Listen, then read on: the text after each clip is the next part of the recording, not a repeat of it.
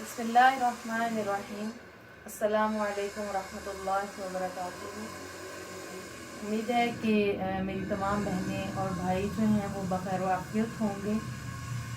अल्लाह ताला आप सबको अपने हिफ्ज़ ईमान में रखे और सेहत और तंदुरुस्ती के साथ रखें। जैसा कि आप सब जानते हैं, आजकल सर्दियों का मौसम है और सर्दियों के अमराज जो हैं हर एक को उनका सामना करना पड़ रहा है और सर्दियों के अमराज जो हैं और इनके मसाइल पेश आ रहे हैं सबको। क्लिनिकली भी और ऑनलाइन भी बहुत से लोग जो हैं वो इसी बारे में जो हैं वो सवालात वगैरह पूछ रहे हैं, टिप्स वगैरह पूछ रहे हैं। और कुछ मौसम के हवाले से भी मैंने ये ज़रूरी समझा कि इसके ऊपर कुछ थोड़ी बातचीत हो जाए, ताकि किस तरीके से हम जो हैं वो घर में बैठकर अपनी किचन कॉर्नर से अपने होम में टिप्स के ज़रिए से इन मसाइल से कैसे बच सकते हैं और कैसे इनको हम कम कर सकते हैं। तो सर्दियों के अमराज के बारे में जैसा कि आप सब अच्छी तरह से जानते ही हैं कि सर्दियों के बड़े बड़े मसाइल जो हैं वो क्या हैं। इसके अंदर नज़ला है, ज़ुकाम है, खांसी है, फ्लू है, आंखों से पानी आना है, सर में दर्द हो जाता है। इसके अलावा सीने की जकड़न है, हाथ पाँव का बहुत ज़्यादा ठंडा रहना, बीपी का लो हो जाना, जिस्म में वीकनेस का फील होना, जिस्म में पेंस का फील होना और इस किस्म के मसाइल जो हैं वो दरपेश होते हैं। तो हम लोग जो हैं इनमें से आज कुछ अमराज के ऊपर बात करते हैं कि वो अमराज क्या क्या हैं, क्यों पैदा होते हैं और उनका घरेलू इलाज जो है वो क्या है, किस तरह से हम अपनी इलाज बिलग़िज़ा के ज़रिए से और अपने किचन में किस तरह से हम इन बीमारियों से बच सकते हैं। तो सबसे पहले हम लोग सर के अमराज से शुरू करते हैं। जैसा कि उमूमन जो है ख़वातीन को, लेडीज़ को आजकल जो सर्दियों में जिस मसले का सामना करना पड़ता है वो है डेंड्रफ का प्रॉब्लम। यानी सर के अंदर जो है वो खुश्की, सिकरी के मसाइल जो हैं ये बहुत ज़्यादा पैदा हो जाते हैं। होता क्या है, डेंड्रफ असल में क्या चीज़ है? डेंड्रफ जो है ये एक फंगल इन्फेक्शन है, जो कि फ़ंगल की वजह से ये इन्फेक्शन होता है। जब बलगमी रतूबात और असाबी रतूबात जो होती हैं ये हद से ज़्यादा बढ़ जाती हैं, तो फिर क्या होता है कि ये फंगल इन्फेक्शन की सूरत में हमारे स्कैल्प पर जो है वो एक इसकी लेयर वो जम जाती है। जब तक ये रतूबात जो होती हैं रतूबात की सूरत के अंदर रहती हैं, ये एक जमी हुई तय की सूरत में हमारे बालों के स्कैल्प के साथ लगी रहती हैं। लेकिन जिस वक्त ड्राइनेस बढ़ती है, खुश्की बढ़ना शुरू हो जाती है, तो उस वक्त क्या होता है कि फिर ये पीसेस की सूरत में यानी सिकरी की तरह से टुकड़े टुकड़े होकर हमें ये गिरती हुई भी नज़र आती है, लाइक शोल्डर्स पर, कपड़ों वगैरह पर। तो इस तरह के मसाइल का जो है वो सामना करना पड़ता है और जो बहुत ज़्यादा परेशानी का बायस बनता है। तो उसके लिए हम देखते हैं कि किस तरीके से हम इसको घर में इस प्रॉब्लम को हम सॉल्व कर सकते हैं। तो उसके लिए मैं आप लोगों को ये कहती चलूँ कि शैम्पू वगैरह तो आप में से हर कोई इस्तेमाल करता है, कोई हर्बल यूज़ करता है, कोई दूसरे जिसको जो सूटेबल होता है हर कोई इस्तेमाल करता है। तो ठीक है, किसी हद तक आप उसका इस्तेमाल भी करते हैं, लेकिन आप लोगों ने आंवले का इस्तेमाल सुना होगा कि सदियों से हमारी मतलब माएँ और हमारी तमाम ख़वातीन का ये चलता आया है कि वो इसका इस्तेमाल जो है वो करती हैं बालों के लिए, और अल्हम्दुलिल्लाह बालों के मसाइल में इसका बहुत अच्छा रिज़ल्ट भी मिलता है।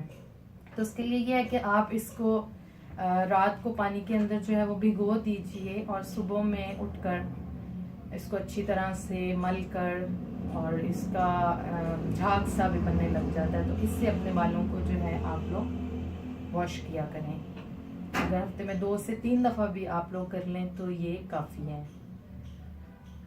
दूसरी एक बहुत बड़ी और अहम वजह मैं आप लोगों को यहाँ पर बताती चलूँ कि होता ये है कि सर्दियों में अमूमन जो बाथ लिया जाता है वो हॉट वाटर से लिया जाता है, गर्म पानी हम लोग इस्तेमाल करते हैं।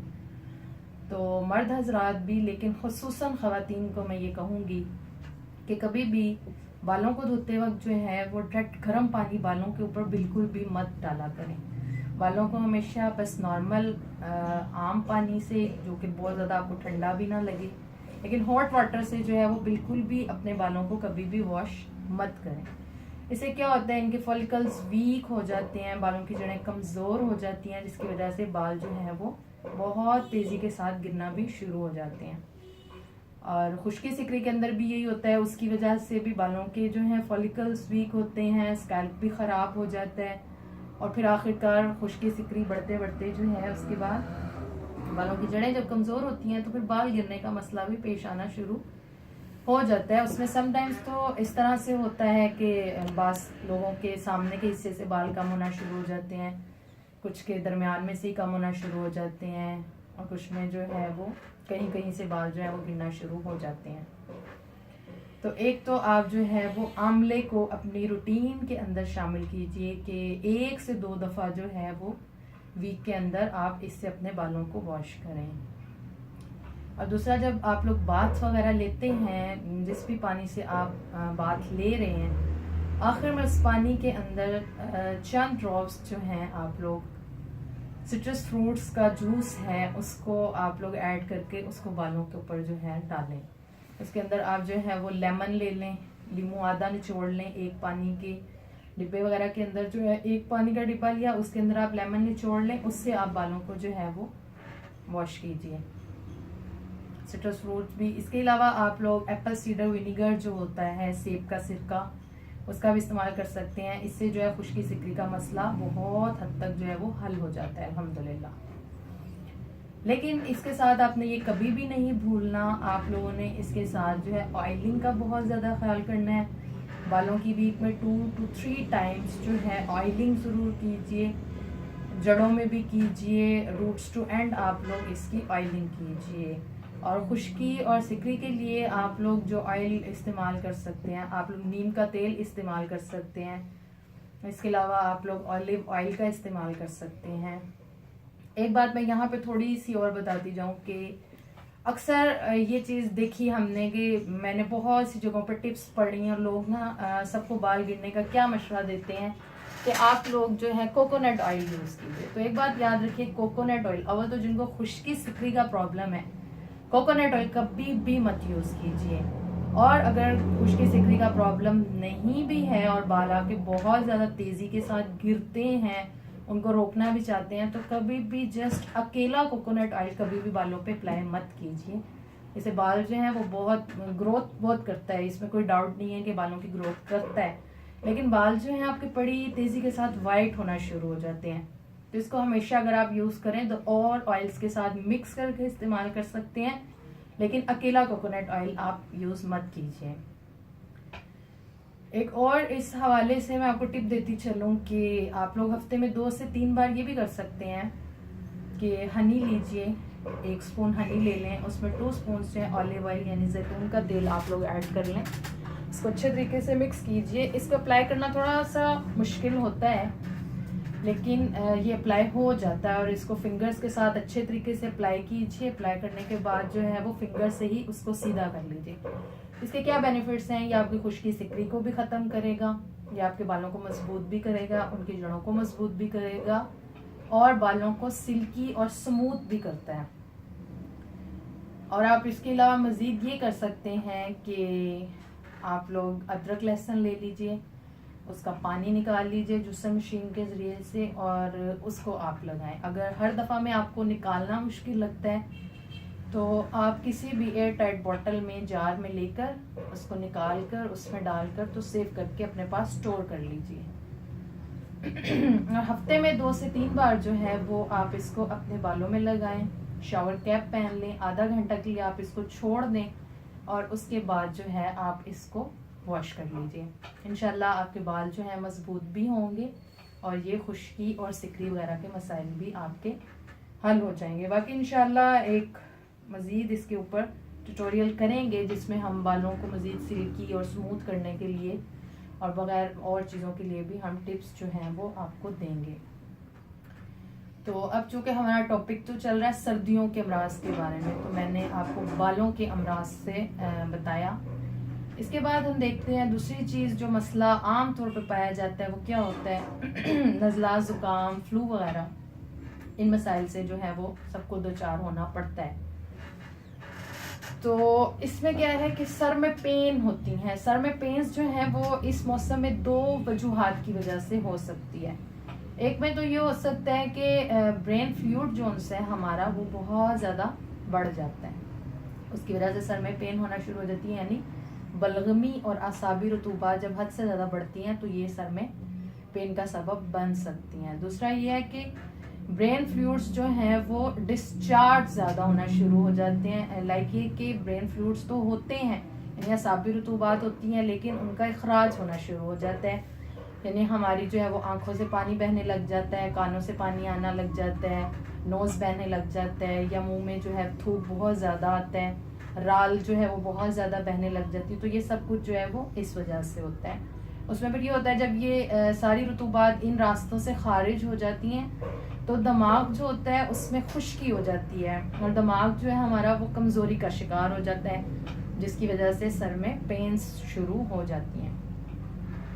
अब इसको हम किस तरह से अपने घरेलू इलाज के ज़रिए से और अपनी जो है हर्बल टिप्स के ज़रिए से घर बैठ के हम क्या चीज़ें हैं ऐसी जिसको हम इस्तेमाल कर सकते हैं, तो उसके लिए आप ये कीजिए कि सुबह नाश्ते में नाश्ता करने से पहले आंवला और जो है हरी, इसका मुरब्बा 1 से 2-3 दानों तक आप लोग इस्तेमाल कर सकते हैं। आजकल जैसा कि आप सबको पता है ड्राई फ्रूट्स का सीज़न है, तो ड्राई फ्रूट्स जौन से हैं इनको इस्तेमाल कीजिए, इनको अपनी डाइट में शामिल कीजिए। सिट्रस फ्रूट का सीज़न है, सिट्रस फ्रूट्स जो हैं इनको इस्तेमाल कीजिए। और डाइट में मैं आपको बताऊं कि आप लोग चूँकि सर्दी के अमराज हैं, यखनी का इस्तेमाल कीजिए, हफ्ते में 2 से 3 बार। टिक्के कबाब वगैरह खाइए। अंडे जो हैं इनका बहुत ज़्यादा इस्तेमाल करें। और सबसे बढ़कर अपने आप को जो है वो कवर करने की कोशिश कीजिए, यानी सॉक्स वगैरह ज़रूर पहने और सर्दी से अपने आप को बचाएं। बाकी वेजिटेबल्स में आप लोग मेथी, पालक, साग, इस तरह की चीज़ें जो हैं इस्तेमाल कर सकते हैं। और होममेड टिप्स में मैं आपको एक और बात बताती चलूँ कि आप लोग हर खाने के बाद एक हर्बल टी जो है वो ज़रूर इस्तेमाल कीजिए। इसमें आप लोग लौंग और दालचीनी जो है इसको चाहे तो पाउडर फॉर्म में यूज़ कर लीजिए या फिर इसकी टी बना लें।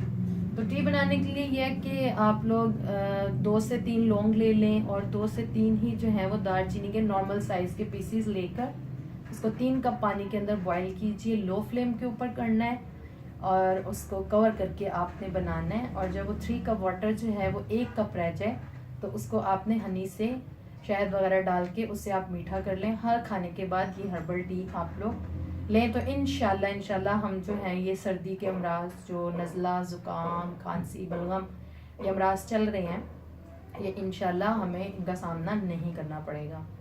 और बाकी जो है वो धूप में बैठें। धूप जो है वो एक नेचुरल सोर्स है, धूप में बैठ लीजिए, विटामिन डी जो है ये हमारा पूरा होगा।